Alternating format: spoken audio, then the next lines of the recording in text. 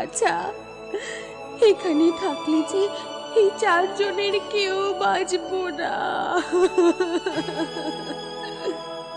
আমরা সবাই বাঁচবো মা, তুমি কিচ্ছু চিন্তা করো না। আমাদের আগে জানতে হবে এমনটা হচ্ছে কি করে। কিন্তু কি করে জানবো আমরা? বাবা শোনো, আমরা ওই বটগাছের মাথায় বাসা বেঁধে বেশ কিছুদিন থাকবো। হ্যাঁ, আর ওপর থেকে দেখবো ঘটনাটা কি ঘটছে। ঠিক আছে, তবে আর দেরি কেন? চলো চলো সবাই চলো। একে একে পুরো গ্রাম ফাঁকা করে দিয়েছে।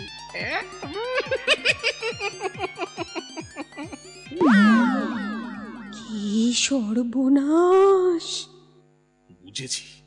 বুঝেছি, ওই শেয়ালি আমাদের মুরগি ভাইদের খেয়েছে। মেয়েটাকে উচিত শিক্ষা দিতে হবে। কি করা যায় এখন? একটা উপায় আছে। শয়তান শিয়ালটা চলে গেলে আমাদের আস্তে আস্তে নিচে নামতে হবে। যাই, ওদিকে গিয়ে দেখি। চলো শিগগির নিচে যাই সবাই, চলো। হ্যাঁ, এই চলো।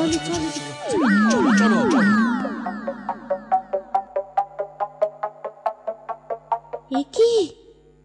ওই গর্তে কে থাকে বাছা? দেখোই না, সজারু বন্ধু থাকে। সজারু বন্ধু, ও মা, নেকা দেখো, আমার হাবলার মতন তাকিয়ে আছো কেন শুনি? আমার লজ্জা করে না বুঝি?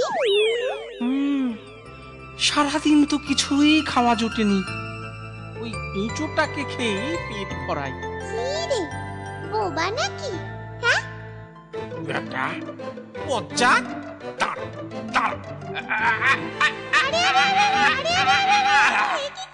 কি করছো? ছাড়ো আমায়, ছাড়ো।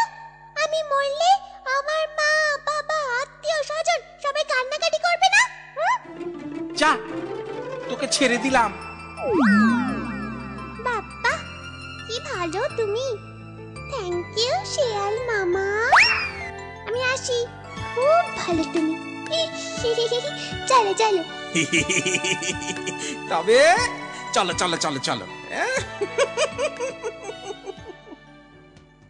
যাও শিয়াল মামা, যাও, আমি বাড়ি চলে এসেছি।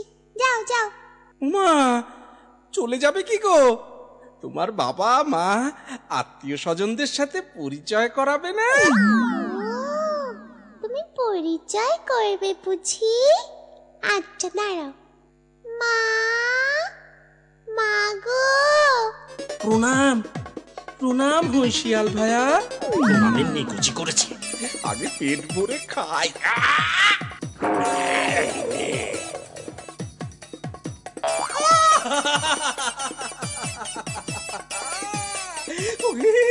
মরে গেলাম রে।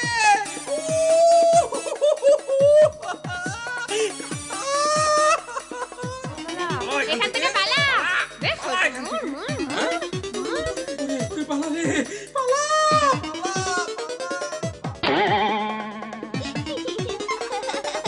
যাই, পিছনে গিয়ে দেখি পাতকুয়াটা কোথায়।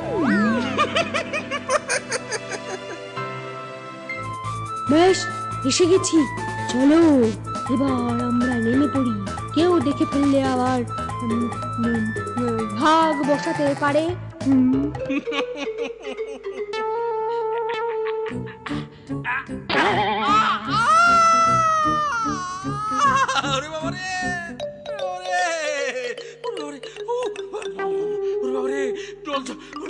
জলে ডুবে বললাম রে।